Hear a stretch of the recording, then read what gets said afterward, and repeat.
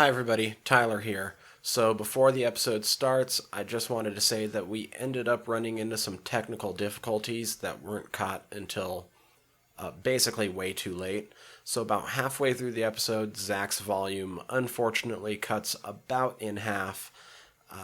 It seems like I was still able to hear everything when I went through it, but we're extremely sorry if it causes any difficulty on your guys' end. We fixed the problem. Shouldn't happen again in the future. Hopefully you guys still enjoy. See you inside.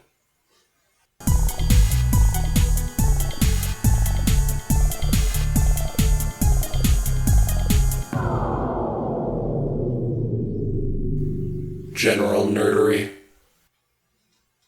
Welcome to General Nerdery, and we are your generals of nerdery. I'm Zach. I'm Tyler. GN is a podcast where we talk about whatever nerdy stuff crosses our minds. And between the two of us, that is a lot of nerdy stuff. This is true. There is pretty much nothing that we can't at least stumble through when it comes to nerd conversations at this point. We will try to narrow it down as best we can. Every once in a while, though, we're going to have to go a little bit broader. I think today we're just sort of going to talk about Marvel once we get deep down into the episode. But before we get there, how was your week?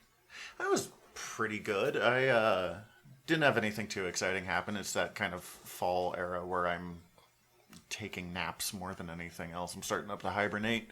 Lets me get through some books, though. Nice. What about yourself? I was sick for a couple days of the week. So it was one of those weird ones. Like, I felt really kind of guilty about it because as long as I was like sitting still and not doing anything, I pretty much just felt normal. Oh, I had that a couple weeks ago. But like as soon as I got up and started expending energy, it was just puke city. So I ended up just like sitting on my ass and playing a lot of Assassin's Creed. So it was nice. Great. I haven't played since Black Flag. What are we up to at this point? Oh, Odyssey. That's the Greek one. Okay, I see the ads still. Origin. I haven't played Origins, but Origins, from what I understand, is quite a bit like Odyssey. Mm-hmm. These two have absolutely breathed new life into the series. I've always been a fan, and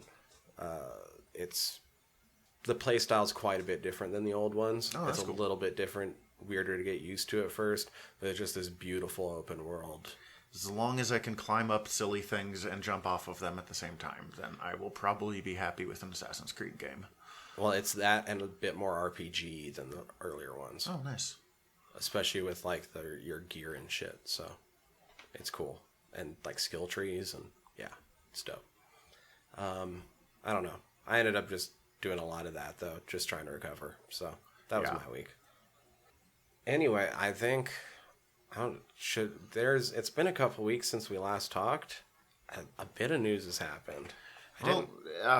What happened right now? BlizzCon just happened, if I remember. BlizzCon just happened. I didn't really get much from that other than Hong Kong protests outside, which Blizzard has brought down on themselves. Yeah, Blizzard has not had a great month with that. I know they announced a Diablo 4, but I haven't.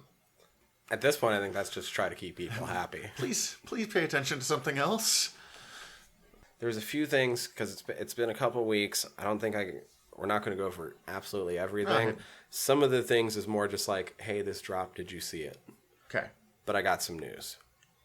I think the big thing is, and sets up some of the other news, Benioff and Weiss shot themselves in all of the feet with their appearance at Austin Film Fest. And then turns out they're dropped from the Star Wars project. Yeah, I heard they were dropped from the Star Wars project. I haven't heard anything else. What went down? Well, this is a little conspiracy theory, and just throw it out there because nobody knows exactly what goes on with some of these. We're a nerd podcast talking about rumors. Conspiracies are the best. These millions and millions dollar deals, right? Mm-hmm. Supposedly they've actually been axed since May. Oh, wow. That's forever. And they've been sort of keeping it on the hush-hush, waiting for a good time to drop it. Now, it might just be coincidence, but the time they dropped it, the news that they are no longer on the project was the day after they appeared on a panel at the Austin Film Festival. What was the panel? I think it was just like a Q&A, Oh, okay. actually. I don't know if it was like a panel, but there was a live tweet of what some of their answers were for some of how Game of Thrones went down. And it's just adding fuel to the never-ending hate of fire for season 8. Were they defending it still? Or? Not really defending it, but I'm going to try to pull some. I should have saved some of these individual a little bit better, but We're still a little new at the prep side of this. It's true. There's a lot of reactions to it across the board. Some of it because they make themselves sound really inept, and you find out why some things were never considered in the first place, and some of it is because it really shows off their entitlement and the fact that they were allowed to do this in the first place. They were basically allowed to fail all over the place and keep going. Well, I mean, a few years ago, they were basically written off as we can do no wrong. I'm sure that has to be a fun horse to fall off of. The pre-meeting with George R. R. Martin was questioning their bona fides, and David said, we didn't really have any, we had never done TV, and we didn't have any. We don't know why he trusted us with our life's work. Oh, God. With his life's work. When they were talking about the pilot, they acknowledged that they have no idea why, after such a dismal pilot, why they went forward. Everything we could make a mistake in, we did. Script, casting, and costume. They think HBO went forward with it because they had already made a lot of money on foreign pre-sales. Wait, so did they do a pilot before the pilot? There was a pilot before the pilot. Oh, okay. Some of the... I know Catelyn Stark was recast. I'm not sure the other... I've never watched it, but I know it's been seen. It's not good. It is known. Yeah, okay. I fell out of the series a couple years ago, shortly after Joffrey died, and I was like, I was watching this show entirely to watch a 12-year-old fucking kick the bucket. That is not saying great things about me. Dan is saying that it was basically an expensive film school for him and Dave. Oh, God. They had no idea how to work with costume designers, and it was a huge learning experience. You know, they hit the jackpot if they weren't sure how to deal with costume designers and still got everything they got for that show. I will say that show was gorgeous.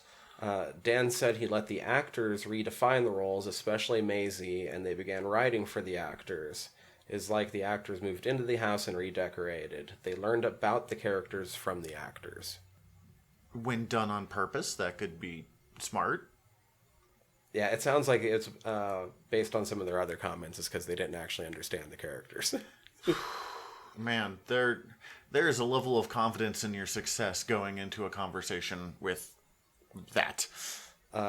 Dan wanted to remove as many fantasy elements as possible because, quote, we didn't just want to appeal to that type of fan. They wanted to expand the fan base to people beyond the fantasy fan base to, quote, mothers and NFL players. That worked. God, these guys tripped into success. There's a couple things, though, where I kind of applaud, the battles got better throughout the series because they kept their core crew together and just kept all learning from each other and figuring out how to do it. Yeah. If you're going to keep a show going, that's how to do it. And so, the battles did get a lot better as the show went on.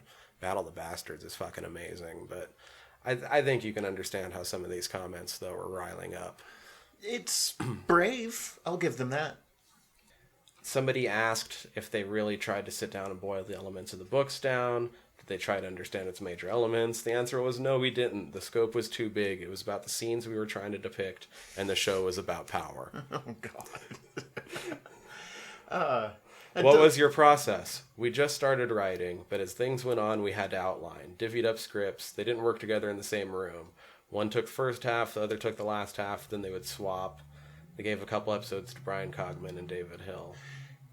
You know, Marvel recently did this Spider-Man book that I haven't read yet, but I really want to, where they took just their most reliable creators, gave each of them 10-page segments, and they go, okay, we're not going to tell you what happened other than the 10-page segment before yours. They're going to put Spider-Man in trouble. You have to get him out of that trouble and then into different trouble in these 10 pages. go. And that's all I was thinking of with that entire conversation. That sounds about... Yeah, I really want to read it, but... So, yeah, it was announced that they were dropped from Star Wars the day after that happened. Rumor was they were going to do a Old Republic kind of story. I think it was supposed to be even older than Old Republic. I think because by the Old Republic, the Jedi are a thing. I think the rumor was for them was that it was the beginning of the Jedi. Wow, that's self-confidence.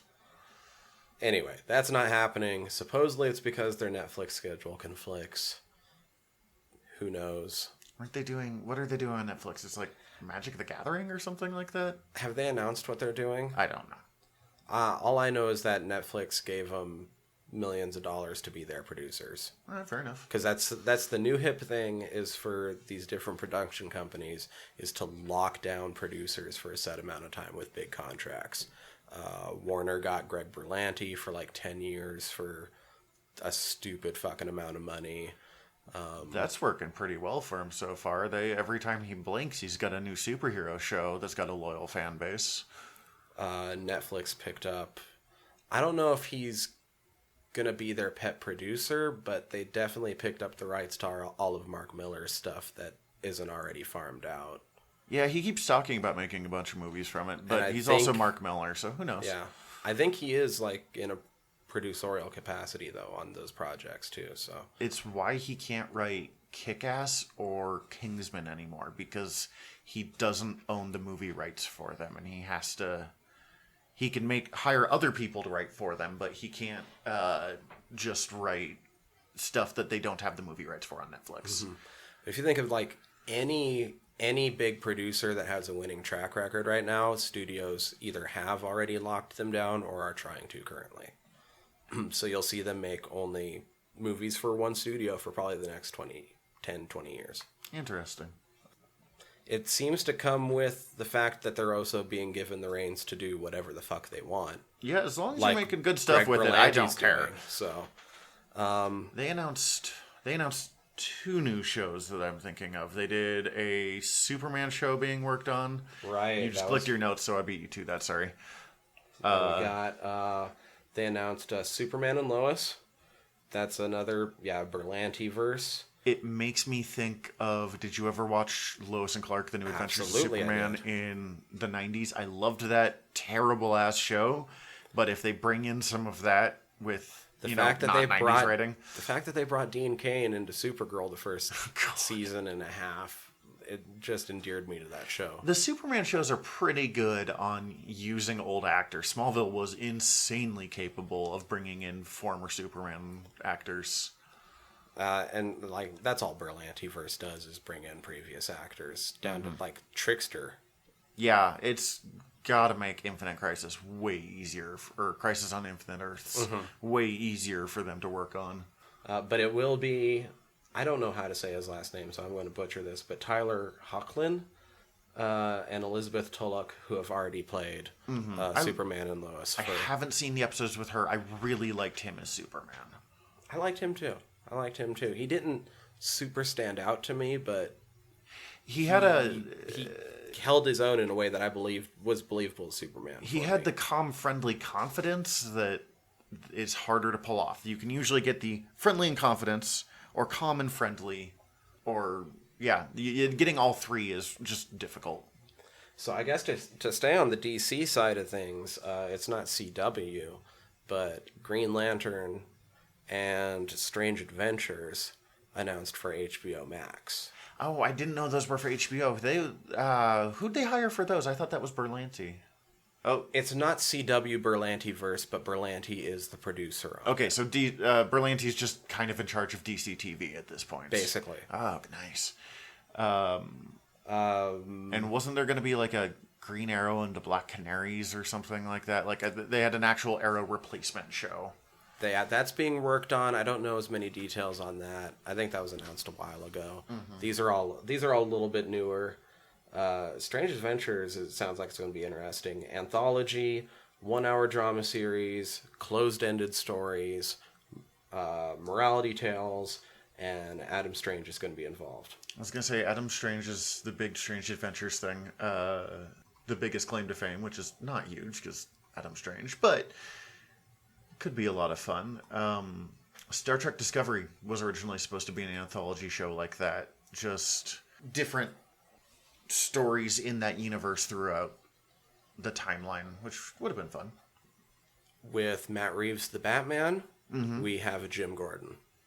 Who's that? I didn't hear anything about this. Jeffrey Wright has been cast as our Gordon. He was BT in the Hunger Games. He was Bernard Lowe in Westworld, Felix Leiter in Casino Royale and Quantum of Solace. Oh, okay. I know who that is. And what I know him best as is Peoples Hernandez in the Samuel Jackson Shaft. Oh, God. I haven't watched... I watched that movie when it came out. I've been kind of wanting to watch the most recent one with the 3 generations of Shaft. Not like expecting great things, but expecting to enjoy myself. Yeah, I want to see it too. I'm down for some Shaft. And along with that, Robert Pattinson has talked about what he's doing for his Batman voice, because that is always a question. Theoretically not deep and grindy. He said he described it as piratey. Piratey. And inspired by the voice Willem Dafoe uses in their latest movie together, The Lighthouse. That you just heard me and Danny from Fried Squirms talk about. I am not even sure how to take that. Like, there have been pirate Batmans in the world, and it would make me so happy if they just did one of the Elseworld stories about Batman fighting Blackbeard. Piratey Batman from Robert Pattinson. Yar. He's an amazing actor, especially after having just seen him in The Lighthouse a few days ago. Oh no, give him a shot. I'm wondering what Piratey's actually going to sound like. And I'm wondering if it's based on Willem Dafoe's voice in The Lighthouse. I'm wondering how much I'm actually going to be able to understand what he's saying. Oh, so maybe we are going back to Dark and Gravelly. We might be going back to Bane.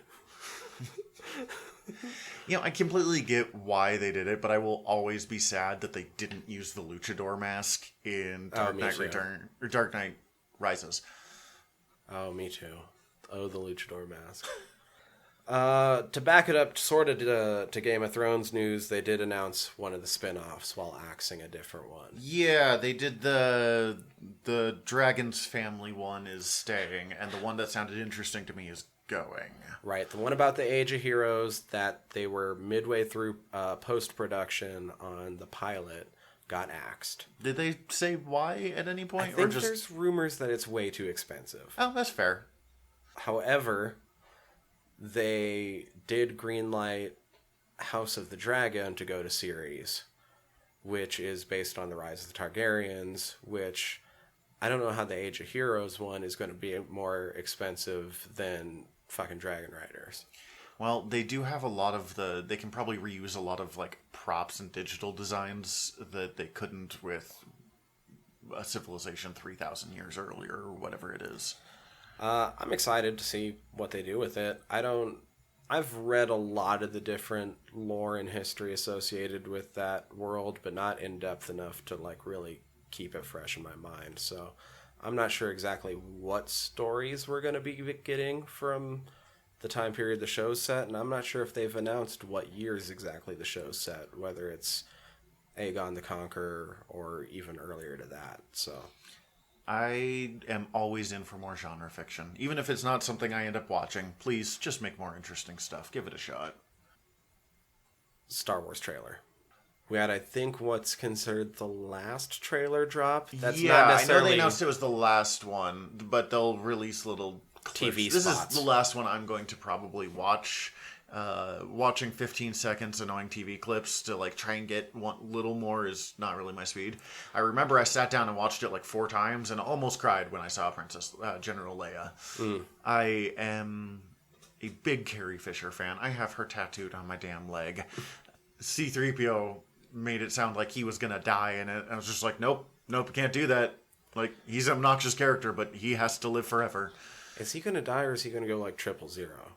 Oh god, I've been reading the Darth Vader and Dr. Aphra series from Marvel, and 000, the homicidal C-3PO, and BT, the R2-D2 with missile launchers, it justifies Disney buying Marvel as far as I'm concerned. Just Dr. Aphra and those two alone.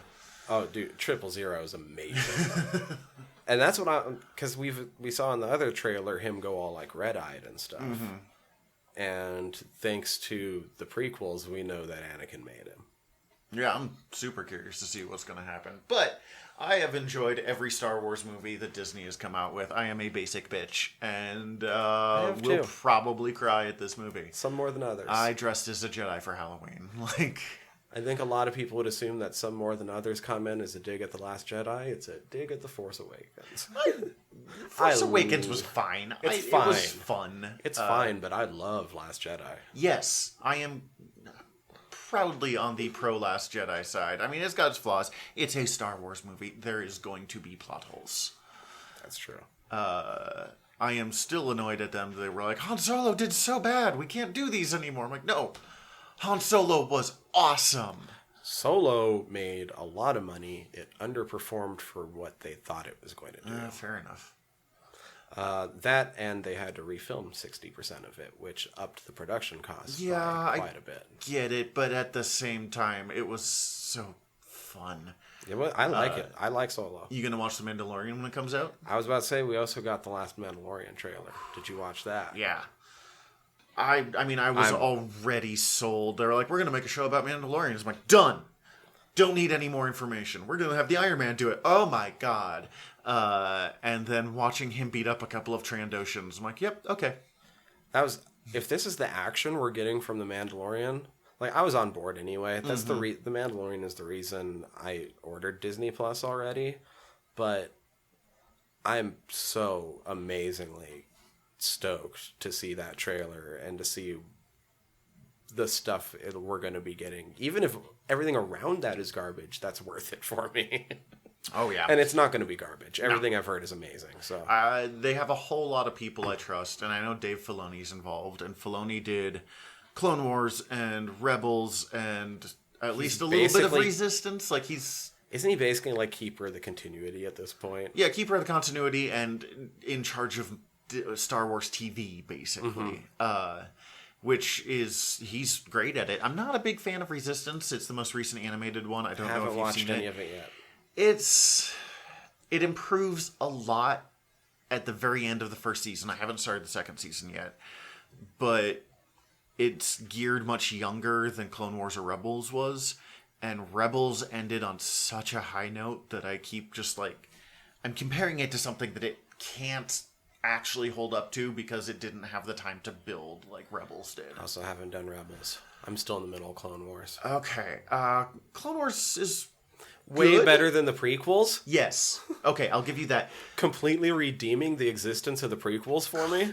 Yeah, it's actually, I am more angry watching Revenge of the Sith now because I'm like, no, there was all of this character growth and it just disappeared. But I'll say Clone Wars, when it was on point, when it was telling interesting stories, was amazing. When it was, and here's the next invasion happening, let's do some clones action, I got way less interested. Rebels didn't have the part of Clone Wars that drove me nuts, which was just long, pointless campaigns. And it was much more character focused on a smaller crew. And I honestly think it's better than Clone Wars. I've heard a couple things from Rebels that just affect lore that really excite me. They do some really cool stuff with the Mandalorians, and they dive deeper into the new Force stuff than they've done before. And they bring in Grand Admiral Thrawn, which justifies anything. And I heard they mentioned Malachor 5. Malachor 5, Grand Admiral Thrawn, the Sith Jedi Wars, more Darth Maul goodness, which is weird because Darth Maul being alive always confused me. But most importantly, they bring back Hondo fucking Onaka. And Hondo is my favorite character in possibly all of Star Wars. What if Winnie the Pooh was a bizarre smuggler? Hondo. Oh, that's awesome. I'm gonna have to get caught up on all that, but there's just so much these days. Oh yeah, I'm in the Eternal. I haven't finished Stranger Things. I haven't finished American Gods. So Marvel may have learned their lesson from their Netflix excursions. Yeah. The Obi-Wan show has been revealed to be 6 episodes long. Oh yeah. I did hear Ewan McGregor talking about, like, I've had to lie about this for 4 damn How years. amazing Like, is that? no one believed him, but... Oh, 4 years. That was pretty amazing when I heard that. I was like... They must have started talking to him, like, the minute that they bought Star Wars. Oh, absolutely. I mean, why wouldn't you, though? Like, getting him up on the phone while still signing the final contract, being like, Ewan, it's, I don't know, Bob Iger. Yeah. How would you want to make so much money? How do you want to does just that make feel to you? all the money? Do you want to just be loved by everybody for saying yes? Oh. Do you want to make so many people's dreams come true and we're going to pay you for it? Remember how you're the one part of the prequels that consistently gets praised? Yeah, absolutely. There's other parts of the prequels that I liked, but like everyone Maul. seemed to enjoy it. Maul, some of the ships I thought were really cool. I thought some of the world building was fine and the acting was George Lucas, but Brian Blessed is in one of them. That's 2 of them. right, he's Boss Nass. Yeah. Oh, I love Brian Blessed. That man doesn't know how to not shout. Imagine what having a conversation with him would be like. Oh, I've imagined so many times. It'd be so amazing. How are you today? My hearing would suffer so badly, but it'd be so worth it. How about a cupcake? I suppose I've heard he used to like spar boxing with the Dalai Lama. I don't even know how to respond to that. Because they were both Golden Gloves when they were younger men. I don't know if that's true. But I've heard that. It is now in my brain. Witcher trailer. I saw it. I have no basis for The Witcher. I've not played the games. I've not read the books. Okay.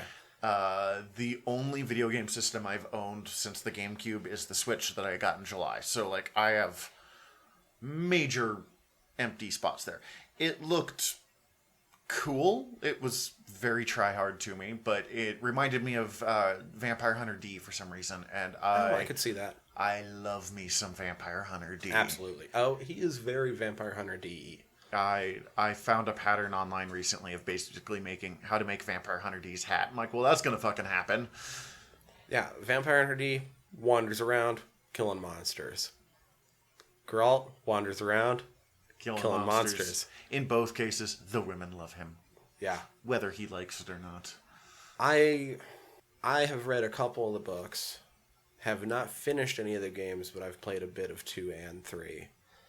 I hear good things. like The Witchers are cool. I like the lore. It's all cool. That trailer very much leaned on the action and selling that.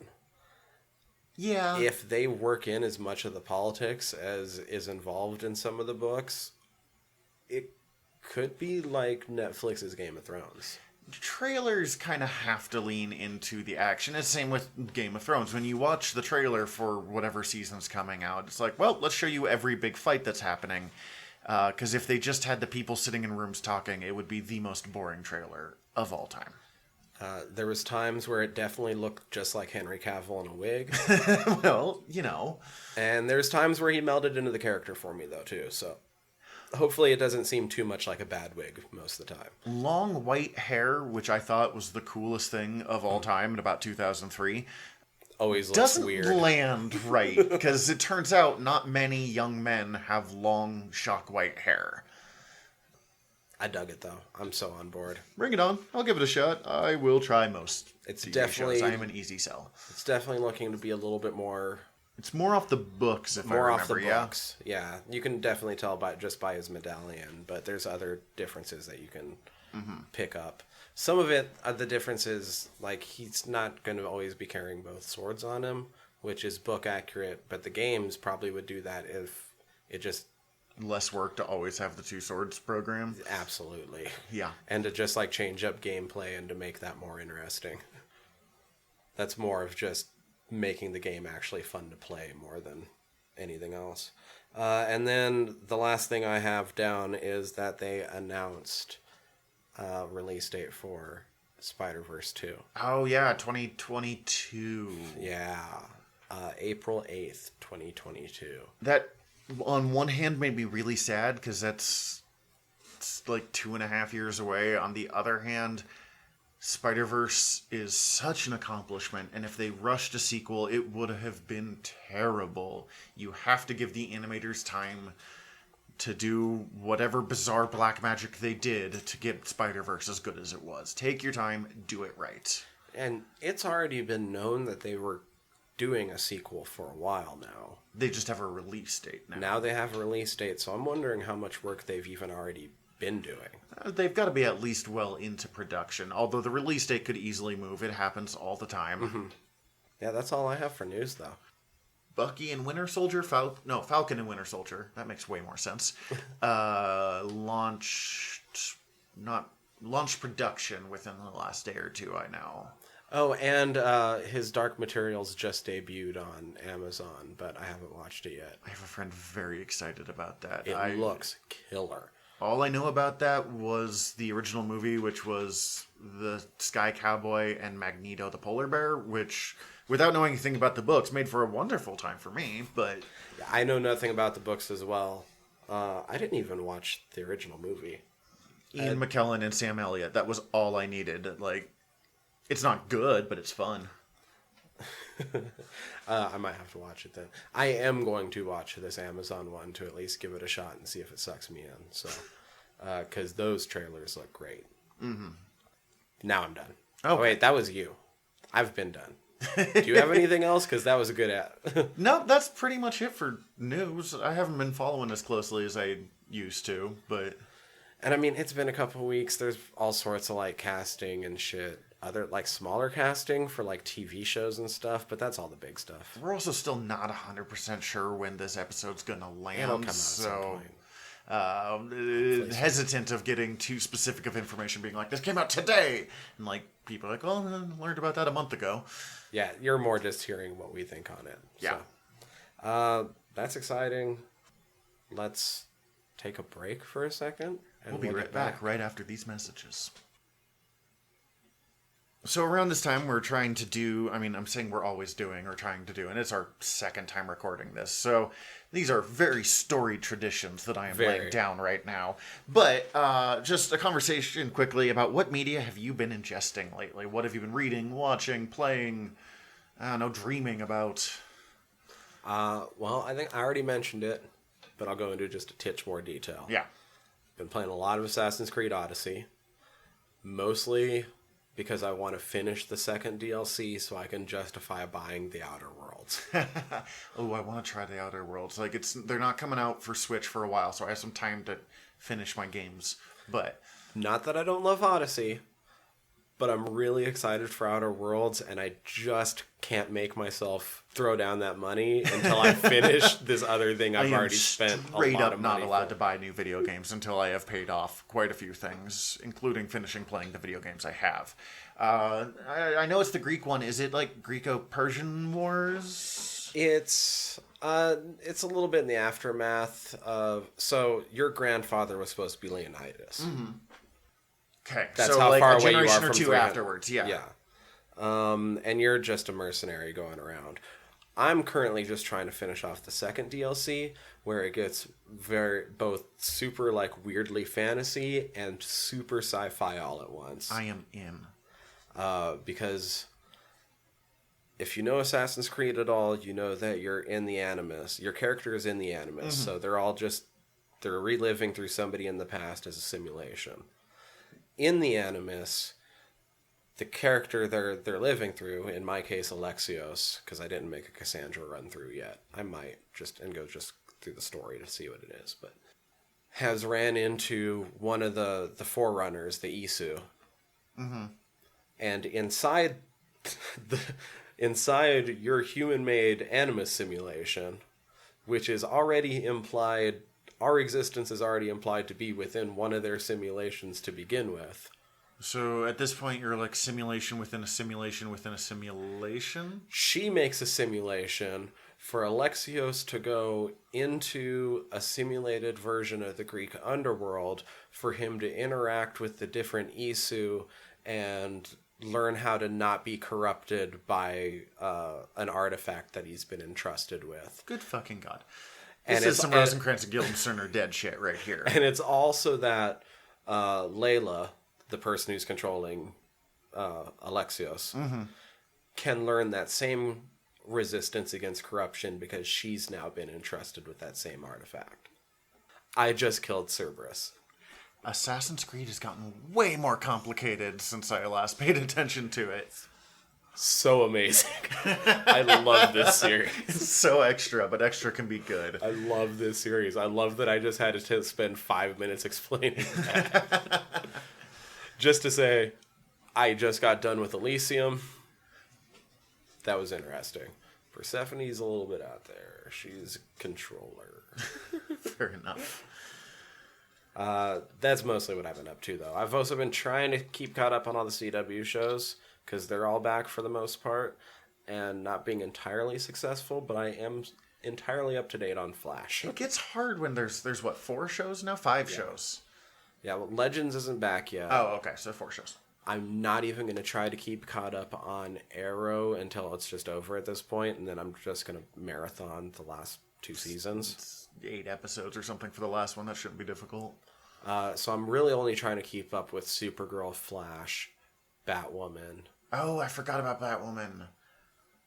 And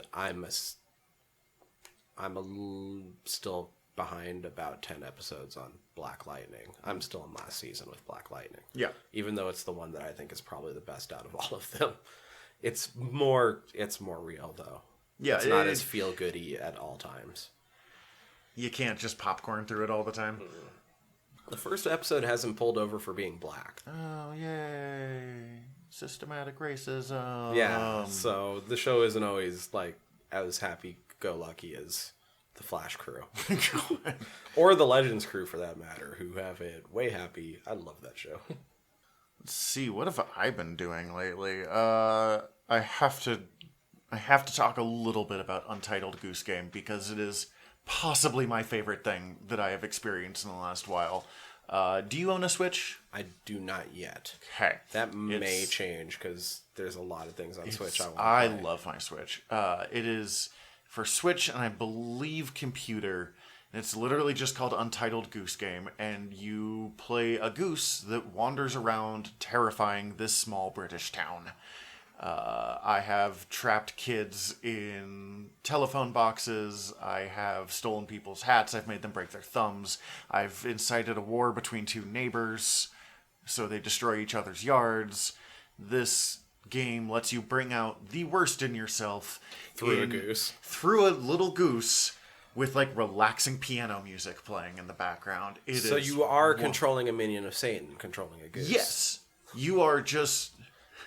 Penny Arcade did a joke of how the goose missions get way worse, and it's like, steal their diabetes medication, leave them a Snickers bar, because it starts out with like break into the garden, and you're like, oh, all right, and like can trick the farmer into hitting his thumb with a ham, and you're like, well, that's kind of mean. Steal the fat kid's glasses and make him buy someone else's. You're like, well, what the hell, game? But you are for it. It did not slow me down the whole time. Nice. Yeah, I keep hearing more and more about this game. I'll have to check it out at some point. It only takes a few hours to beat. It is not the world's most complicated game, but I have gone back and played it several times still, just because there's something relaxing about wrecking a small British village. When I first started hearing it, I just kept wondering if it was... Because I hadn't seen anything on it. Now I've seen it. I've seen some of the differences for myself. So, like, I get it, whatever. But I was wondering just from the descriptions, I'm like, is it just like this year's Goat Simulator? It's a lot like Goat Simulator. I think the art style is a little better because it's not trying to be realistic. It's just, here's pretty. And there's a little more specific things to do. Like, here's a specific list of chores as opposed to Goat Simulator, which is just... Go goat it up. Yeah, chaotic neutral to the maximum extent. Yeah, that's cool. I'm going to have to check it out at some point. I just keep hearing shit about it, so... Come over and play it sometime. It's fine. So, oh god, so I guess we're into our big topic for the day, huh? What is our big topic there, Tyler? We're just gonna hit Marvel. Okay. Kind of like the history of Marvel. You know this. That was good acting on your part, but you know Yeah, this no, 'cause had no idea. I don't have a couple pages of research in front of me. You did most of the research on this. Give me. I don't really know much about the early Marvel. I'm excited to be educated. You came up to me I came up to you on Friday, and I'm like, "Oh, hey, are we recording?" And you're like, "Yeah, let's do the history of Marvel Comics." I'm like, "Oh, I can do that." As I talked about a little bit last episode, I love comics so much, and I love the art form, and I love the people, and so I've read a couple of books on early Marvel history of comic books as a medium, and I am never able to talk about it. So I had to the list I made here, I had to slash and burn down so we could fit this within 14 episodes. How would you start? What's the start of the Marvel? What would you describe as the start of the Marvel story? Where does this? We kind of have to start with a guy named Martin Goodman. He was the original, publisher for Marvel. He had been running a bunch of pulp books, which was the precursor to comic books. Characters like the Shadow, Doc Savage. I don't think he had those, but that kind of retelling comic books, but without the pictures. And in 1939, this is a few years after Batman and Superman took off, he opened up a company called Timely Comics, and then to make it confusing, launched his first comic, Marvel Comics. That makes things really fun. Yeah, so Marvel was originally a company called Timely that produced a book called Marvel. And he brought in what would end up being some of the most brilliant comic book creators ever made without realizing it.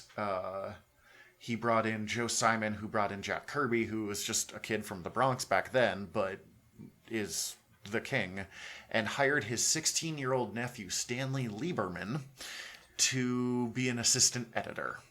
Man, that name sounds awfully familiar. Oh, yeah. Who could it possibly be? Stanley.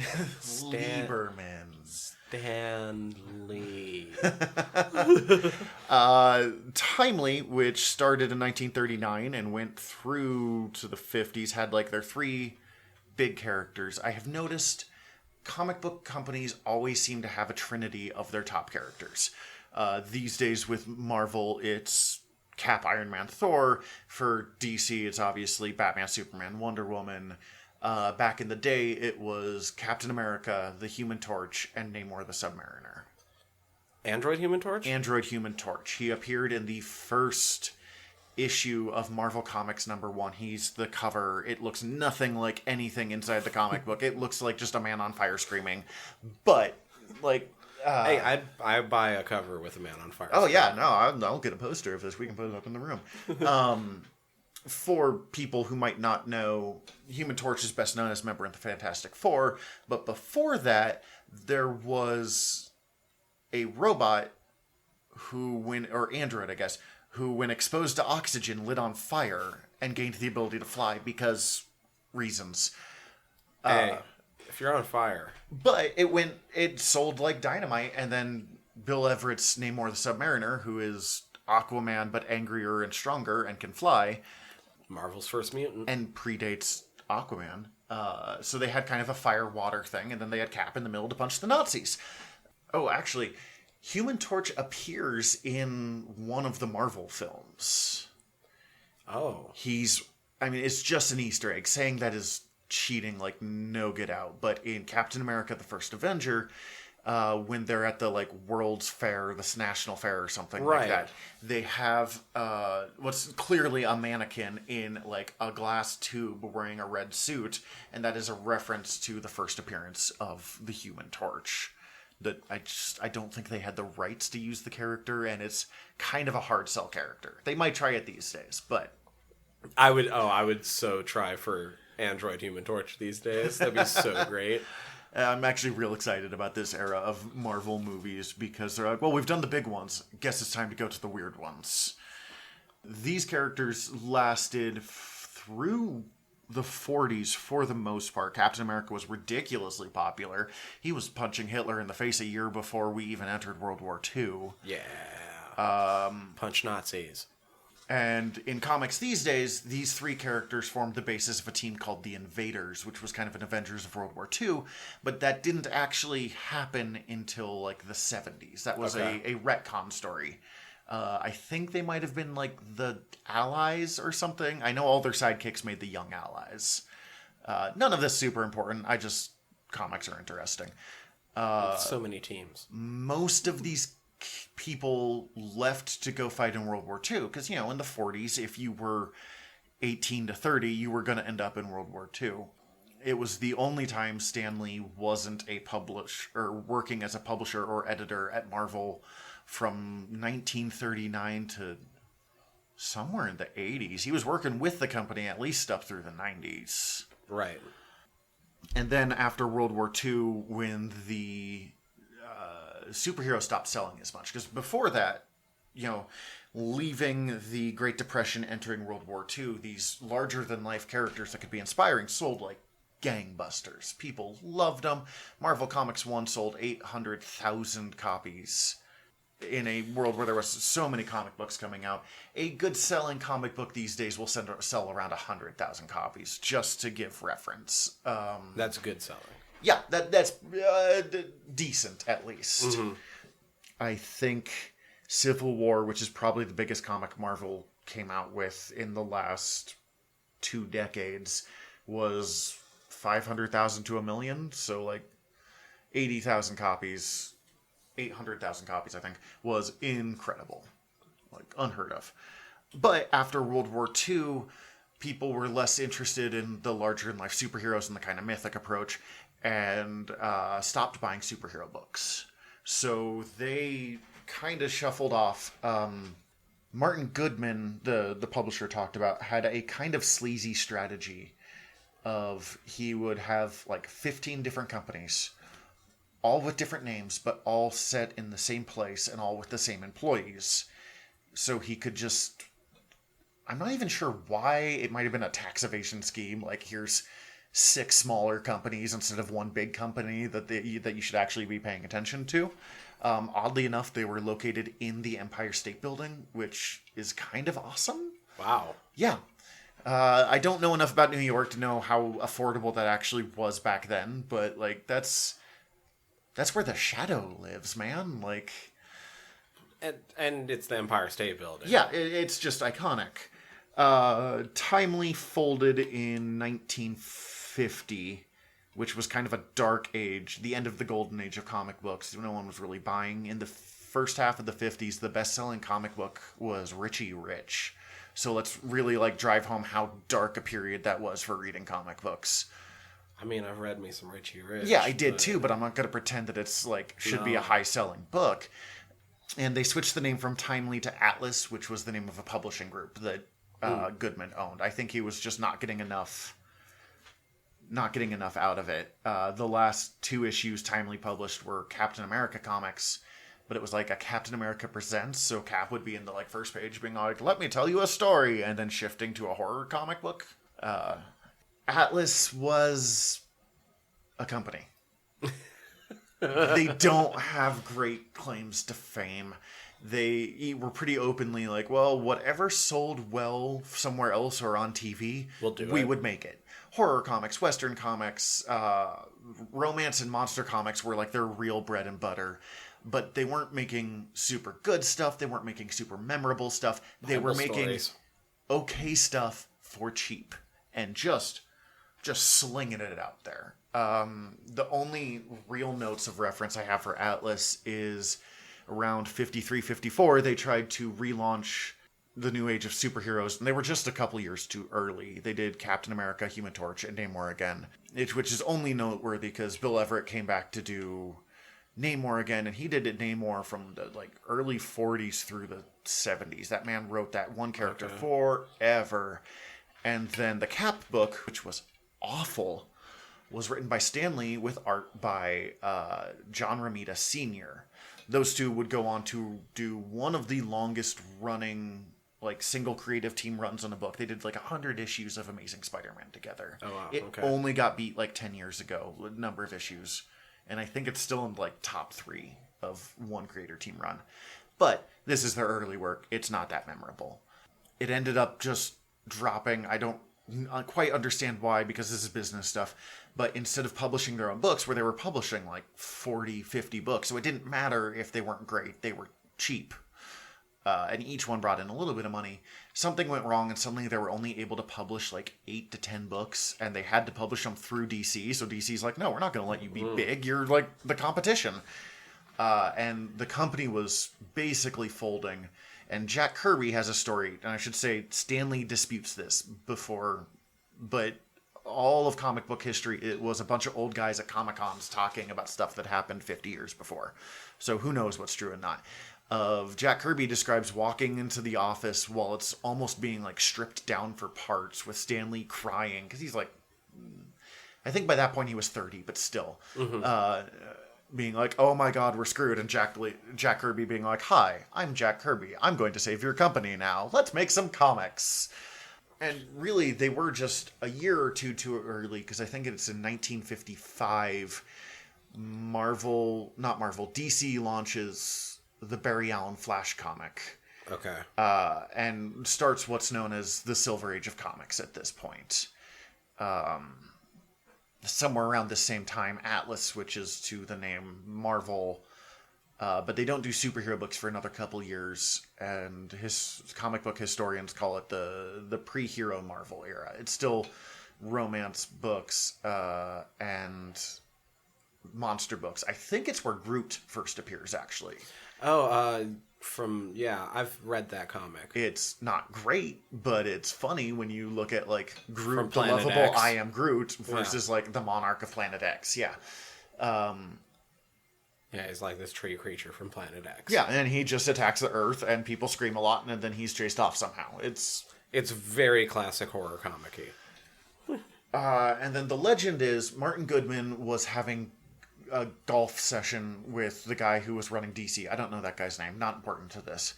And they had just launched Justice League.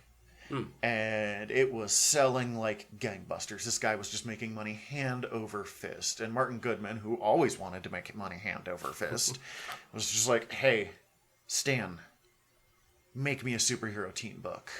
And he originally looked at pulling together the 3 characters again, the Captain America, Human Torch, Namor, making a team book out of that. But he wasn't that interested in that book, and he had tried it a few years back, and it hadn't worked very well. Right. And so he's going home, and he's trying to figure out what to do, and his wife, Joan, and people who enjoy Stan Lee have so much to be thankful to Joan Lee. She was like, "Well, you don't think it's going to last. You're trying to get out of comic books anyways. Just make the book that you would want to make, that you would think would be interesting." And so he sits down and he creates Fantastic Four issue 1. Where the characters only sort of like each other. They hold grudges ranging from, "You transform me into an angry rock monster," to like, "You drank the last soda." They're kind of dicks to each other, but they're also a family. They have real problems, as opposed to Batman's fighting crime because his parents are dead, but his life is really sweet in like the early 60s comics. It was chill. Superman is somehow making a great living being a news reporter. They didn't have real world problems. The Fantastic Four gave them real world problems, and he's like, "Well, it'll be fun." And then it lasted. Well, Fantastic Four is still going today, so obviously it worked. I think 63 Spider-Man came out, and this is really the Silver Age of comic books, where... That was Amazing Fantasy 15. Yep. It was the final issue, because he had this idea for Spider-Man, and there's debate whether it was Kirby that first came up with the idea for a man with a web gun, or Lee, or there's been a bunch of stories, but basically... Lee's hanging out in his office. He's trying to come up with a new character. He sees a spider. He either remembers an idea Kirby had, or he has his own thing of, wouldn't it be cool to have a character who shoots webs and has spider powers? And then... By the way, awesome idea. Yeah, no, I don't even like spiders, and Spider-Man, I would argue, is the best superhero out there. I think he's the most important because of this issue. All of the characters that Marvel had been doing up to that point had been pretty, like... Even if they were more real people, they tended to be rich or strong and big and handsome. Because I think Cap was back by this point. Iron Man was out. Ant-Man and the Wasp, who were somehow super rich scientists, socialites. The Fantastic Four, who were celebrities. And instead of that, he did the awkward teen with really thick glasses and a hunch, who was poor. And that was unheard of. Money issues in comic books, not knowing how to ask out a girl in comic books had literally never happened. Right. I mean, and I can think back, and especially of like the characters that you keep mentioning, Cap and stuff, and what I've seen from the early appearances and their mannerisms. It reminds me a lot of like what you'd see from TV and movies in that era as well. If you see like the Rock Hudsons and stuff from that era, that's Everyone exactly was like what you were getting. Handsome do-gooders that don't have personal problems, and their problems are like, well, this rock monster's trying to eat me, which is a problem. I am not like understating that, but And you're getting done with your day at the lab and going back to like your 6-bedroom house and with having your rich socialite girlfriend, having a smoke with a glass of fucking cognac, whiskey in your den. And then there's Peter, who's just like, oh my god, oh, how am I going to pay for my aunt's medication? Oh god, I have so much trauma and PTSD. And it changed comics in a way that nothing has sense. And I don't think you can add to the world of comics in the same way Spider-Man did nowadays. I could see that. I am a big Spider-Man fan, though, so like that is my favorite subject. It seems to me, because from the superhero era on for them, it probably gets a little bit more complicated, because then you're also starting to talk about all these characters getting created in their different storylines and when we were talking about this, and I was looking at this of like history of the Marvel universe, and I was like, I can do this. And halfway through, I went, God, I hope he meant the out of world history and not the like in world history. I could do that too, but I'm not training for that. I'm thinking a little bit more out of world history. In the 60s, they could do no wrong. Jack Kirby, Stan Lee, and Steve Ditko were just tossing out ideas, and as I said, X-Men, Fantastic Four, Daredevil, Doctor Strange, Hulk, Namor came back, Silver Surfer, The Avengers, Iron Man, Black Panther, that's the one I was failing to say. Captain Marvel, although they didn't really do anything with him until later. Basically, if a movie has come out of it and it's not Guardians of the Galaxy, you can trace it back to the Silver Age of comic books. Since then, their identity since then, the companies definitely had their ups and downs. There's reasons why other companies have some of their movie rights. Yeah, they had money problems later. But I think definitely from that point on, like, the superheroes define the company in a lot of ways. Yeah, every once in a while they'll be like, we're going to launch romance comics again. And no one cares because they're romance comics or Westerns, or they just don't sell the same way. And they have branded themselves so specifically. So, and especially with the rise of superheroes, kind of coincides with the rise of fandom in a lot of ways. It's almost impossible to talk about that all without mentioning the distinguished competition. DC. What, for you, defines Marvel from being apart from DC? What makes it Marvel for you? What feels Marvel? In these early ones, it definitely was. It's the most overused phrase, but grounded in realism. Of these characters had problems. They didn't like each other sometimes. They'd get into fights. And DC later picked up on that really well, but DC is still very willing to have their characters be billionaires, just at the drop of a hat. And Marvel does that a bit, but mostly, Tony Stark. There is a more down-to-earth flavor of Marvel, and their power levels tend to hang out in a niche level that DC doesn't as much. DC has kind of two strengths. They have the heroes with no powers, like Batman, or they have the heroes with insane powers, like Green Lantern, Superman, the really powered. Marvel's characters tend to hang out somewhere more in the middle. Spider-Man is real strong. He's real fast. If he tried to punch Superman, he was going to break his fist. Daredevil is probably the closest Marvel has to a Batman, but he still has his own level of powers that Batman doesn't. So having these characters of a much more even power set mostly in the same town, and a lot of them serving on the same team without having to like teleport to the moon to, hang out with the Avengers, I think brought in a much more connected thing. And Stan Lee really gets a lot of credit for it. He did a whole bunch of work with continuity and paying attention to stuff that had happened before and not just ignoring it. And then interacting with the fan base in a way that even Marvel doesn't do anymore. They would have editor's notes where Stan would like leave quippy one-liners, and he had a little letter writing page called Stan's Soapbox that went through the 90s. And he built, and it's part of what you're saying of Rise of Fandom, he helped nurture that fandom. He made it kind of cool to like these books instead of Superman and Batman at the time were made for 8-year-olds. He did talk about Doctor Strange sold well because people like to take mushrooms and look at Steve Ditko art in college. He got it. Yeah. And he was willing to be the biggest cheerleader for the medium. Stan Lee is not the best writer, but that man can come up with a quirky origin story and then just charm you through everything else he's bad at till the sun goes down. So, who's the unsung hero? Everyone knows Stan Lee. Roy Thomas. Roy Thomas was Stan Lee's basically right-hand man. When Stan Lee was editor-in-chief and got tired of writing a book, he would pass it on to Roy Thomas. Roy took over X-Men, he took over Spider-Man, he took over Avengers, where he went on to do stuff like the Kree-Skrull War in the 70s. Roy Thomas became editor-in-chief once Stan became publisher of the company.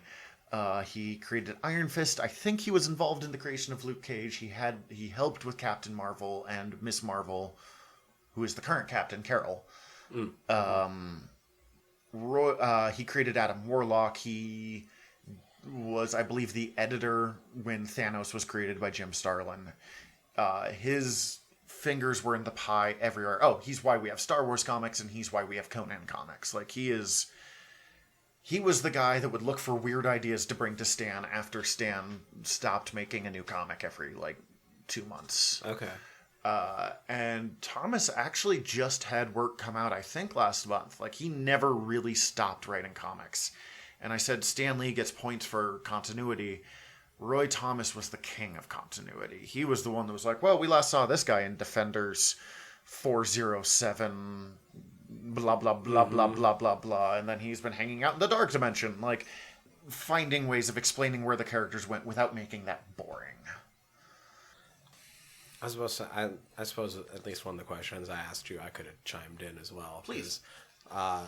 Marvel for me, and I don't mean this I love some Marvel, but I think what defines Marvel to me is it exudes more of a feeling of being welcoming and family friendly rather than DC.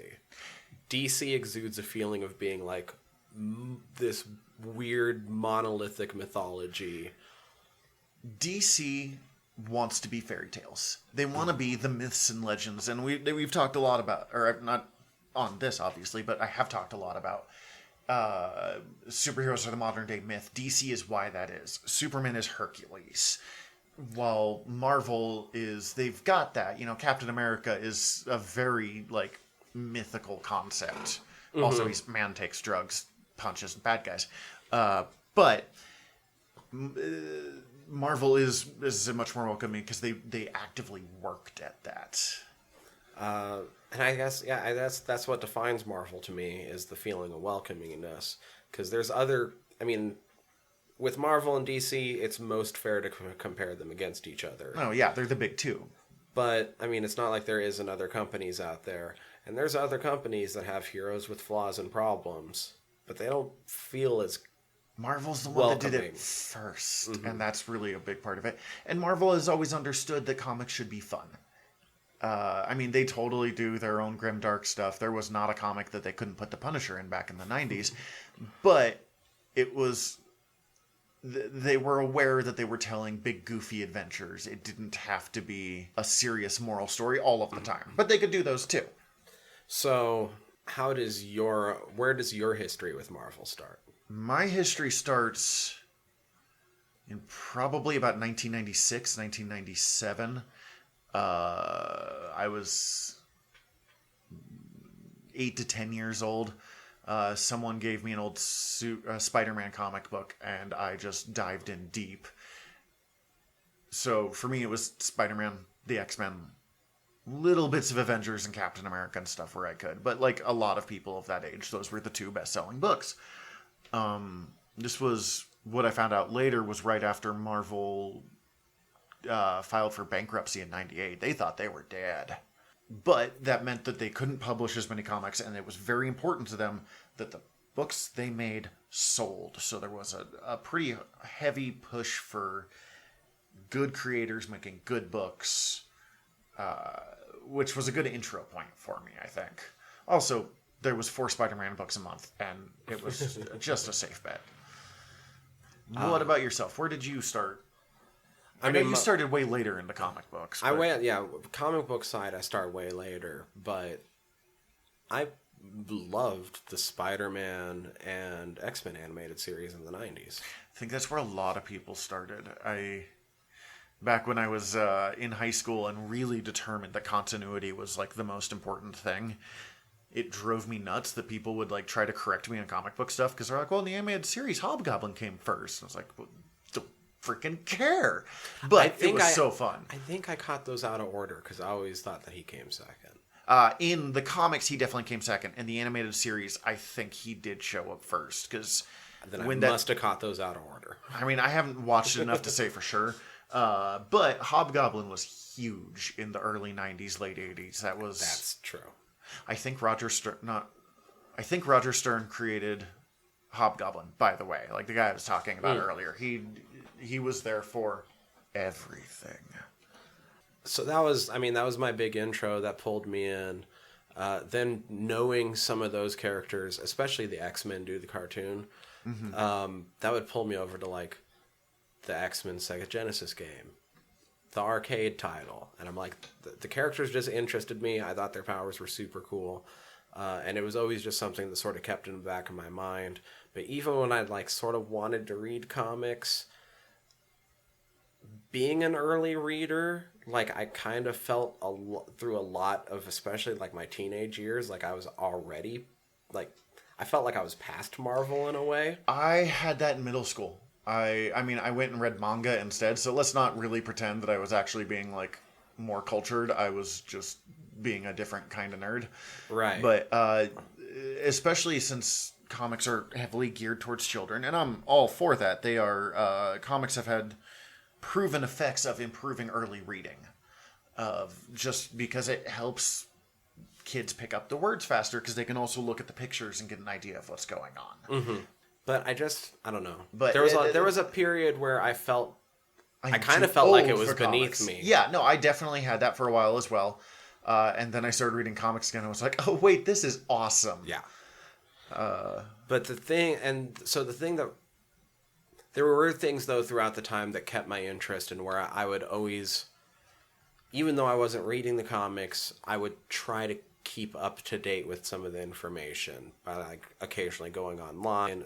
Like it would have been like more message boards and stuff back in the earlier internet. But then even just keeping up on certain characters' Wikipedia pages once Wikipedia came around. Oh man, in high school I used to get real lost on Wikipedia dives of, well, I've got nothing going on for an hour. I'll look up Spider-Man. And then like 6 hours later I'm reading about the Blue Beetle from Charlton Comics and being like, oh, well, this actually made sense on your progression, but damn, it took me a while to get here. So like the things that kept me hooked in, though, Blade coming out was the biggest one. Oh, Blade. I always forget about Blade. I think of like the launch of the Marvel movie era with like Spider-Man or X-Men. Oh. Well, no, like even earlier than that, like kind of the prototype Stone Age era of that. Right. So but X-Men. Yeah, it Spider-Man. really was Blade more than anything else. That went, oh yeah, we can do a superhero movie that's not Batman and sell. Blade was so good they changed the character to in the comics to match the screen version more. Which is probably good because he was terrible. Yeah, he was not that. He was very classic folklore Dampier, which is not that interesting. He also wore bright green and orange originally and had a British accent. Yeah, no, not a great Blade. Wesley Snipes made him super cool. He also came out in the 70s. What I find interesting about this new run of Marvel movies is all of these characters are people that came out in 70s Marvel, which is an era that we don't talk about as much in Marvel. It's not as well known because the A-listers, the Cap, Black Panther, all those came out in the 60s. In the 70s, you got Luke Cage, you got Iron Fist, you got Shang-Chi, who is pretty much just what if Bruce Lee was in the Marvel Universe. Yep. And So excited for that movie. do not remember who is starring him, but I know people were very excited. Oh, Lou. I think that's his last name. Fuck. I'm not You have Blade, who first appeared in Tomb of Dracula, which was a 70s book. The 70s is when they were able to go a little weirder, because they had built their like level of this is what works, and now they could experiment with it. I believe The Defenders was a 70s book, although it had none of the characters from the Defenders TV show.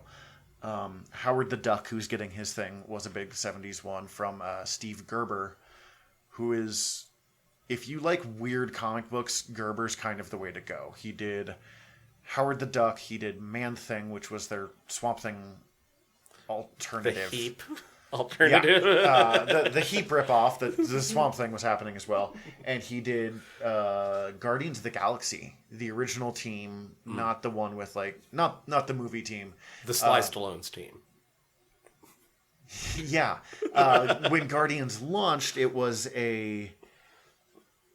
set in the year 3000, and it was the last surviving member of like the people from Pluto, the people from Jupiter, the people from Venus, that all formed this guerrilla group against the Badoon. This heroes who are sort of criminals thing didn't actually come about until about 2005, using a completely different set of characters. But seeing this, like, oh shit, we've done Avengers, what do we do now? We watched it in the 70s with comics, and now we're watching it in the movies in 2019, and there's a symmetry to that I appreciate. And then when they started the Marvel movie universe, it just pulled me in more. Yeah. And that's when I actually started picking up Marvel comics from time to time. And now I've read a ton of Punisher. I love me some Moon Knight. Like, I remember Thor. Civil War had just come out. So I hated Iron Man. Iron Man is the biggest D-bag of a character in Civil War. In the movie, they did a lot more to redeem him and make his stuff seem a lot less fascist. And watching the Iron Man movie and just being so mad about how good it was. I actually remember watching the first Iron Man movie and being so pleased with myself at being like, yeah, because before the movie came out, I was like, Robert Downey Jr. is a great casting. And you were like, I was right. And I came out being like, I was right. He was perfect. And then apparently everyone else thought he was perfect too, because they built an entire franchise off the back of that movie. Yeah, geez, they've got to be so scared what to do without Robert Downey Jr. at this point. So as far as Marvel comic history goes, Yeah. you don't necessarily have to explain any of them, but what would you consider to be big tentpole moments that people should at least know the name of throughout Marvel comic history? Formation of the Avengers, all the intro characters. I'm going to kind of skip those because they're all important. You know, the first time you see Black Panther is always going to be an important moment. There was a Black Panther solo series. It was, I believe, the first black superhero solo series called like Jungle Fury, Jungle Power, something. I would have to look it up. Jungle something. Jungle probably. something. Yeah, you'll find it pretty easily. Which was remarkable. It was a black hero in Africa, He in no point was defined by white characters in it, and that had never really happened before. The Kree-Skrull War, which we saw little bits of in the Captain Marvel movie. The Avengers get caught up into warring alien species, and there wasn't a good guy. It wasn't like the Allies versus the Axis. It was this guy's a dick and this guy's a dick, and they've been fighting for so many centuries that there isn't a good guy in this war anymore. Like, anytime the Avengers are like, well, maybe these guys will help us, it does not go well. I'll give a shout out to the Avengers Defenders War, which was one guy was writing both Avengers and Defenders, and he's like, what if we did parts 1 and 3 in the Avengers and parts 2 and 4 in the Defenders? Which doesn't sound remarkable now, but had never been done before. So that was a really big seminal moment. And then, since as I said, I could talk about these for hours, I'm going to skip way forward to Kraven's Last Hunt. I love Kraven's Last Hunt. 1986 or something, which was, let's get dark. We've gone dark, but let's go real dark. Let's make people sad dark. Minor spoiler alert. Spider-Man effectively loses, but Kraven loses harder on purpose. Yeah, but mostly because of Kraven. And then the most important one that skipped is the death of Gwen Stacy, which was the end of the Silver Age, early 70s. Basically, to understand how big this is, Lois Lane died. I mean, it was Gwen Stacy, but Superman always saves Lois Lane. Wonder Woman always saves Steve Trevor. There was never a real risk that the superhero would fail always to save. Saves their love interest. And not only did he not save his love interest, there's a good chance he's the reason she died. That is the darkest story. And it changed comic books forever. I know Marvel's always changing comic books forever, but that was one of the most seminal moments. That panel where the webbing catches her by the foot and there's just a little crack, and if you're not looking, you almost won't see the word, the onomatopoeia, but just a tiny crack, and it is heartbreaking. Probably the most important thing Marvel did outside of their creating of characters. So we'll get to favorites in a second. Mm-hmm. So ignoring just favorites because you want to see them anyway because you love them, who would you consider to be underutilized characters that you'd like to see more of? Something big done with that, where they have a series that people name, like Kraven's Last Hunt, stuff like that. Something where somebody finally gets their shining moment. Let's see. I mean, we can't really talk about the history of Marvel Comics without mentioning the Claremont run of Uncanny X-Men, which brought us Days of Future Past. It brought us Dark Phoenix Saga, which those have been done to death when it comes to adaptations. But and it doesn't even necessarily have to be something to adapt. Mm-hmm. Just who needs their story? Their big story hasn't been written yet.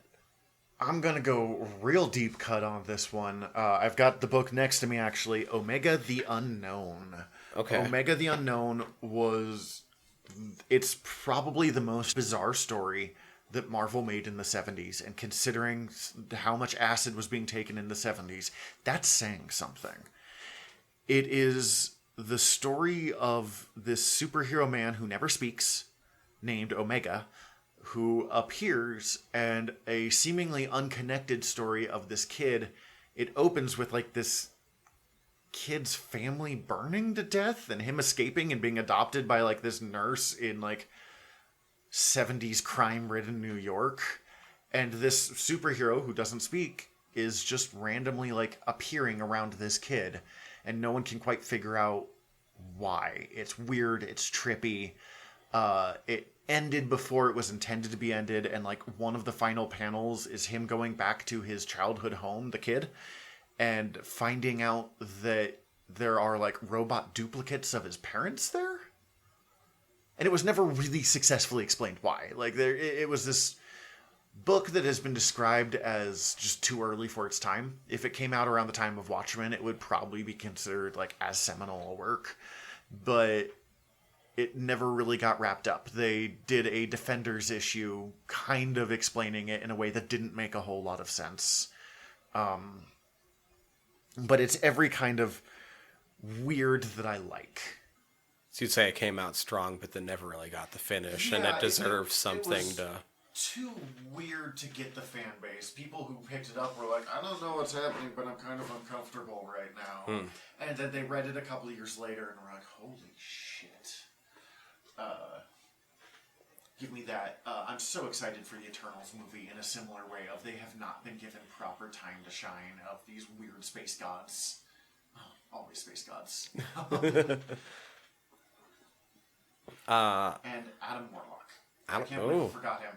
I love me some Adam Warlock. He came out around the same time I was talking about and was also a very let's do drugs and read sci-fi kind of story that I am a sucker for. Nice. I guess, we're getting an adaptation soon, and I've already brought the character up once, but it's because I love the character. Blade still needs a time to shine, other than that first movie. I liked the second one, but yeah, I agree. I mean, the second one is the best of them, but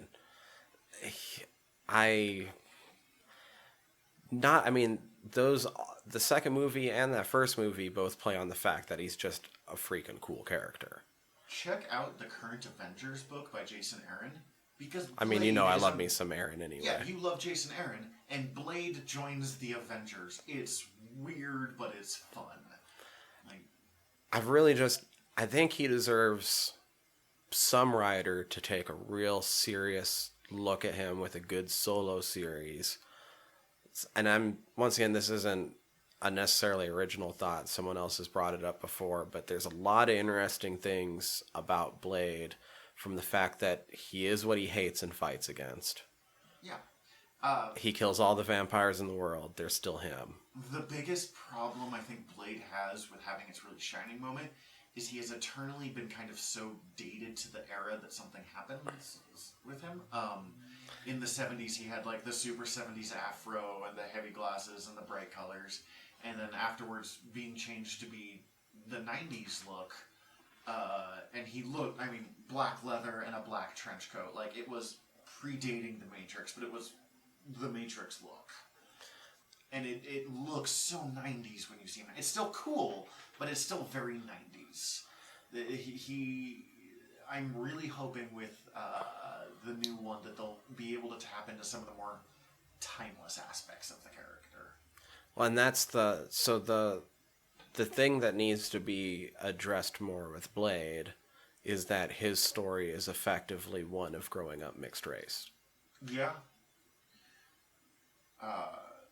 I've never thought in this of it that case way, to an extreme. I've never thought about it, but I would so watch that. That is, I wish they were doing a TV show instead of a movie, but almost anything anymore, I wish they were doing a TV show instead of a movie. I wish they were doing a TV show instead of a movie, but if we're going to get a movie and it's going to be played by Mahershala, then I'm down. Because that man can... Mahershala doing a TV show.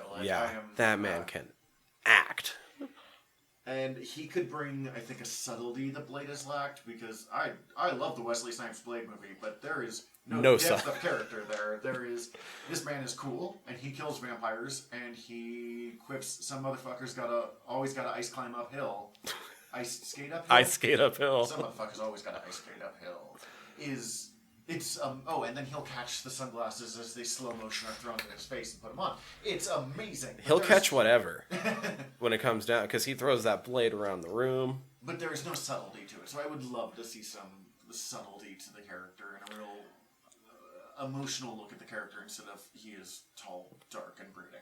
Give me a little bit more of that younger Blade, with him having to come to grips with all the facets of who he is. Actually put it in the 70s, too.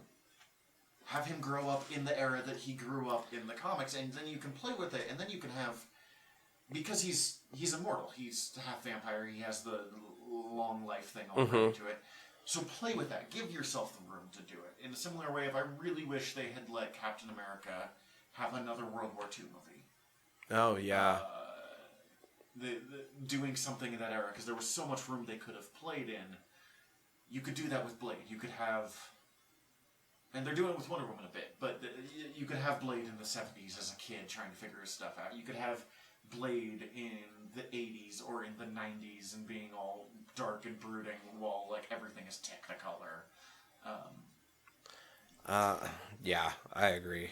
I'm totally on board with that idea.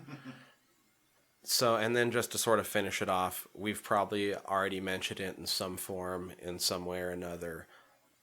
I mean, I bet you all can guess one of the names that would end up on my list, but if you had to just name 3 faves. Well, how about this? 3 favorite characters from both of us. You go a lot deeper. Do you have a single favorite issue? Give me your characters first to give me a moment to think about that. I mean, okay, so Blade has to be one of them. All right. Blade's the linchpin. It's what keeps me in the MCU, Yeah. or in Marvel in general, not just in the MCU. I've never met a man that loves Blade as much as you do. This makes me so it's happy. weird because I really haven't read that much Blade, to be completely honest. There's just the character. I love Dom Pierce in general. I love the folklore. I love that the movie was strong enough. I love the meta aspect of the character, that the movie was strong enough that it changed the character in the comics. Like I said, it's essentially, I didn't realize this till lately. It's not an original thought. I heard it from Mark Bernardin on a podcast. But Blade is essentially like, it's the story of someone who's mixed race. I can identify with that. Yeah, that's fair. My family's both white as white can be, so I didn't see it that way. But man, I'll watch it that way now. Plus he's so badass.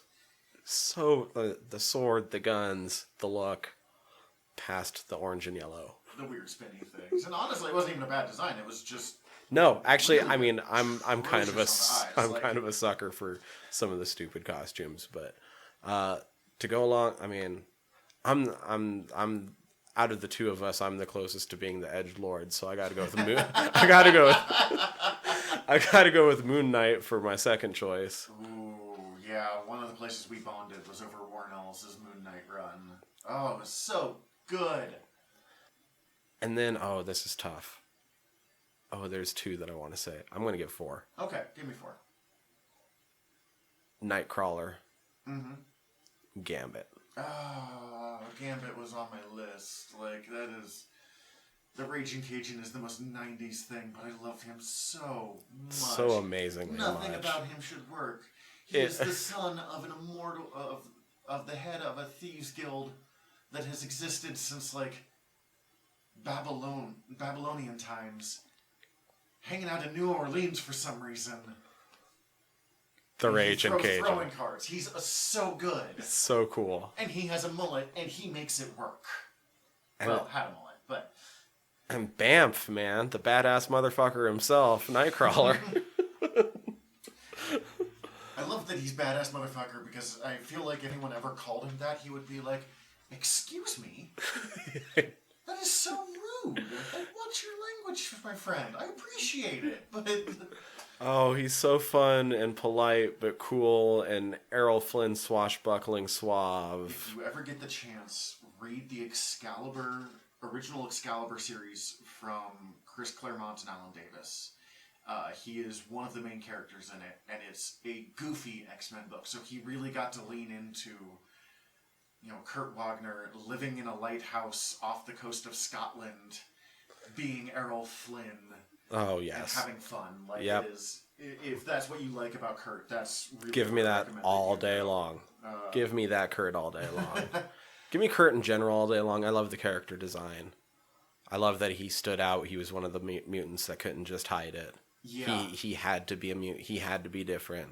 Some of the others didn't. Some of them essentially got to make the choice. He didn't get to make the choice. One of mine follows similar things, and I've noticed that people tend to have a blue fuzzy X-Man that they prefer of the 2 options. Hank McCoy is my boy. I love the Beast, and they've made him kind of a dick in the last couple of years, which annoys me, but when he's on point, he's amazing. When he's funny and smart and goofing around... and super aware that being blue and furry is absolutely his own fault.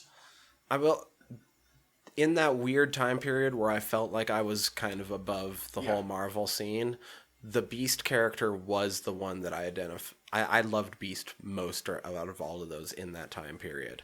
That love hasn't stayed, but it was the character that I during that high school period I could identify with Well, and because that, I was one of the smart kids, but I was also in a very small school where there wasn't much to do, so I was also a 4-year letterman in football. yeah, and that's what he did. And I love that Beast is like the mutant that can't hide because of his own fault. Because he was originally, I mean, he looked weird. His hands and feet were too big, and he kind of ran in a slightly ape-like fashion when he wanted to. But he was mostly human passing. He just a weird dude.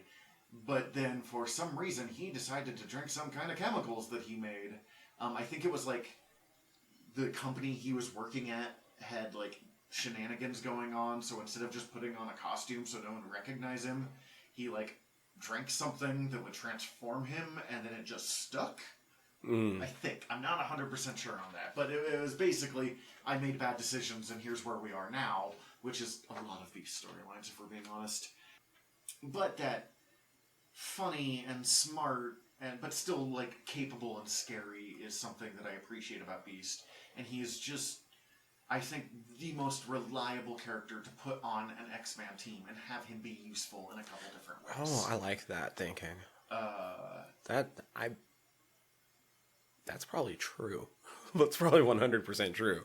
Maybe if you're going to put together an X-Men team, you should probably have Beast on your team. Because he's smart, and when he gets too pissed off, there's a quote from Nightcrawler in Amazing X-Men where he's like, even more than Wolverine, Beast is the person that I don't want to meet in a dark alley when he's had a one day too bad.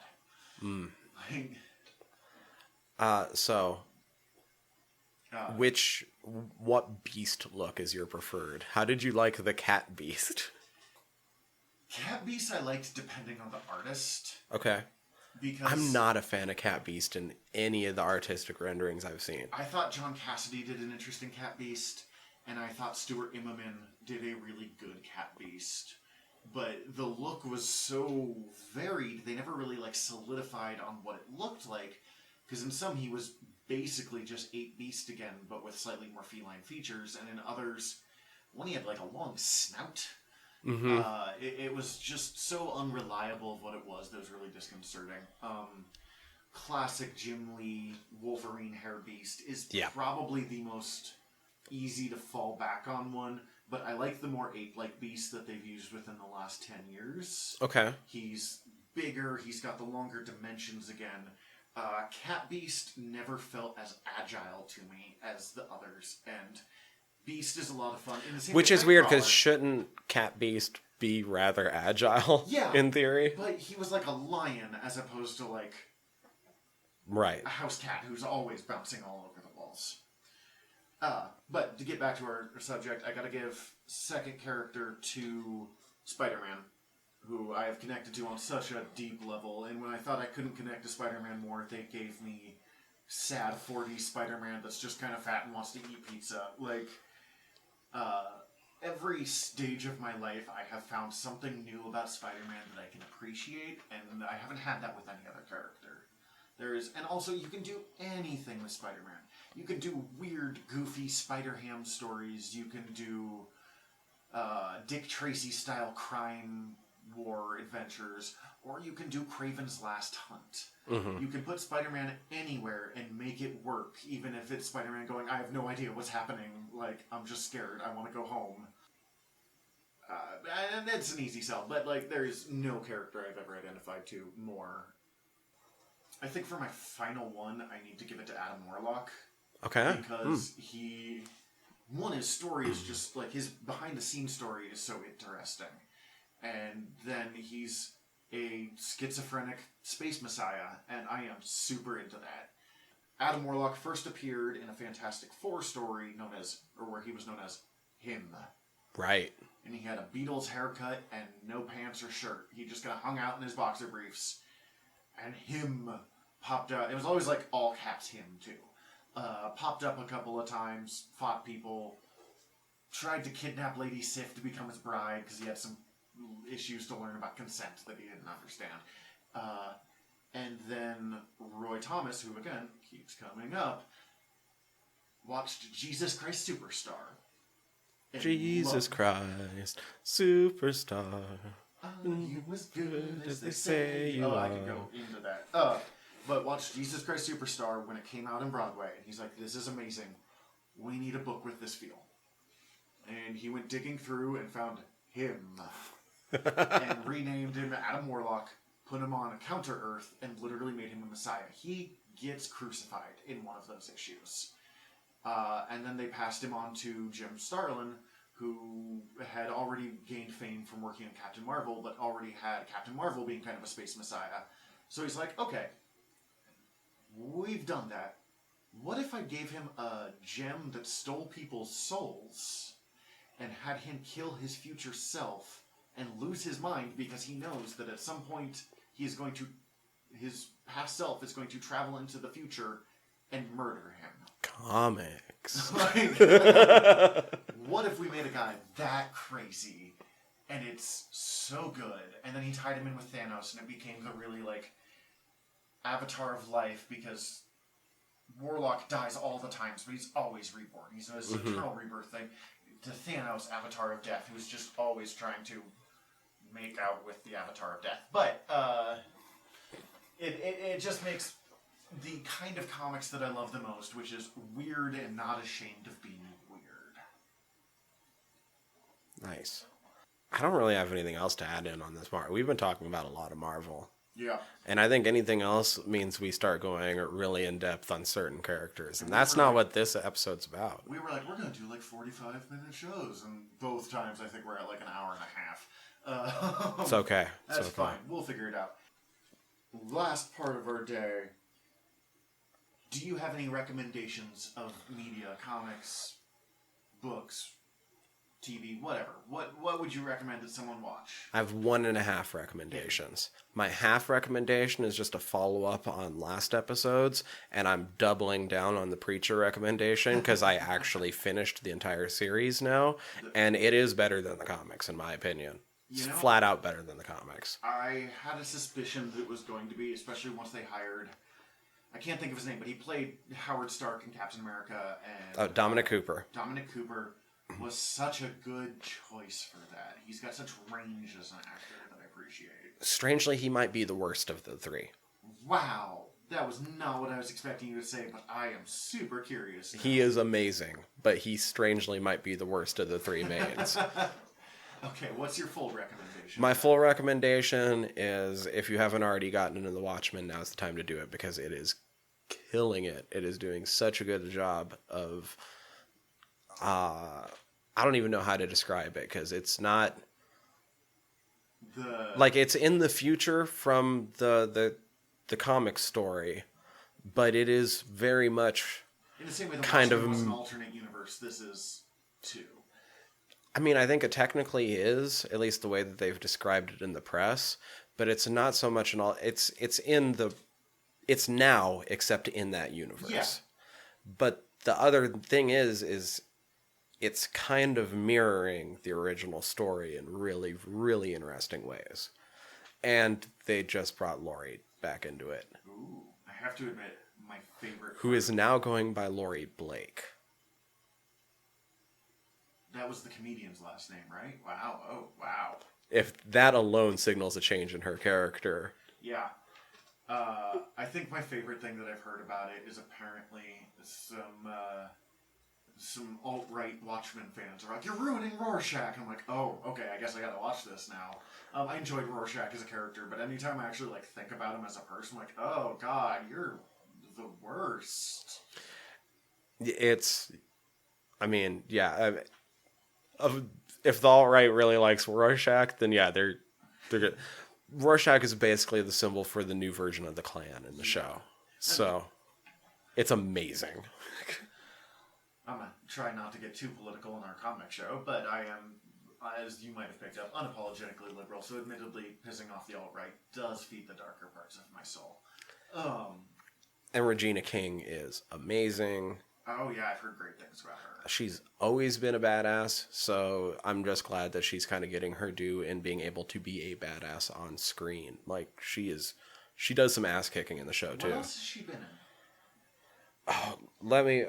we'll edit this down. I just want to make sure... I want to make sure to give her credits right, because, like, she does the voices for the boys in the Boondocks. Both boys? I think both boys. Damn. She was Shalika in Boys in the Hood, Aisha in Poetic Justice, Monet in Higher Learning, Dana Jones in Friday. She was in Jerry Maguire, How Stella Got Her Groove Back, Mighty Joe Young, Ray, If Beale Street Could Talk. So she's just been everywhere, is what you're telling me. Yeah, she is both boys in the Boondocks. Like... and I'm skipping over shit too now. Yeah. Directed things, episodes of TV shows mostly, from what I can see. Fucking music video director, Finding My Way Back by Jaheim and Not My Daddy, Kelly Price featuring Stokely. I don't know what that is, but she did it. Regina King's badass. Yeah. She's now getting to be badass on screen in a big bad way. She's kicking ass. So I'm all about The Watchmen right now. Excellent. My recommendations, I have 2 comic books. I'm going to try to not always do comic books, but we wanted to talk about Marvel, so I thought about Marvel. First one I mentioned earlier is Omega the Unknown by Steve Gerber. As I said, it's weird and it's uncomfortable. And there's a scene where Electro runs into Omega, who's working in a food truck for some reason, but still dressed like Omega the Unknown, and gets into a fight because Electro's just robbing a food truck, because Electro's kind of an asshole. It was a book that was just before its time. It doesn't end super great, but as I said, it got canceled early and they kind of solution. If you were interested in the character but want something that's more complete, in the early 2000s, author Jonathan Lethem did a Omega the Unknown series that was intended to only be 10 issues long, so it was their own retelling version. It's super strange. It's even weirder than the original Omega the Unknown, but on purpose.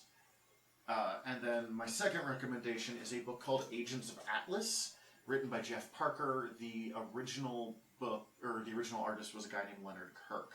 It came out around the same time as Civil War. Okay.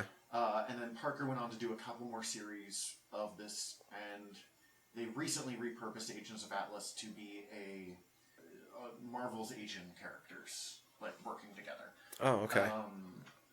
But the idea of Agents of Atlas is they took a bunch of characters that were Marvel characters back in the day. They have Namora, who is Namor's cousin / girlfriend / don't think too closely about it. Okay. I won't. Jimmy Woo, who is kind of an Asian Nick Fury. Marvel Boy, Gorilla Man, who is literally a Gorilla Man. A Gorilla Man. I'm 100% down with that. The legend of the Gorilla Man is that if you kill the Gorilla Man, you gain his power and are immortal. But what they fail to mention is you also get the body of a gorilla. Oh. Which I don't see as a huge downside, but no. They're kind of bummed about it. And M11, the human robot, which is just a killer robot that hangs out with them for reasons that they don't even know. And it's named Agents of Atlas because they are taking characters from the Atlas era of comic books. They originally wanted to call it Secret Avengers, and they were like, too many Avengers books. And then a Secret Avengers book actually came out. They're like, we have a Great Lakes Avengers, we don't need... But it is a book that is dedicated on fun, using kinds of characters that you don't see very often anymore. Like, as I said, old school sci-fi robots and undersea queens and a goddess. And that sounds like a lot of fun. Yes. Who fires 4 guns because he's literally, the first action scene is the robot carrying the gorilla above his head, running down the halls of like the helicarrier while the gorilla's firing like 4 assault rifles. Yes. Why not? Just being like, let's do this. Like, it's just kooky fun, and I can't recommend it high enough. That sounds amazing. The Gorilla Man has me sold. Oh yeah. So Marvel kept putting Gorilla Man in ads, and poor Jeff Parker, who was writing the book, is like, we have no big plan for Gorilla Man, guys. Like, you are setting us up for failure here. Oh, that's great. Well, everything's still unfocused, as we've already said a couple times throughout this episode.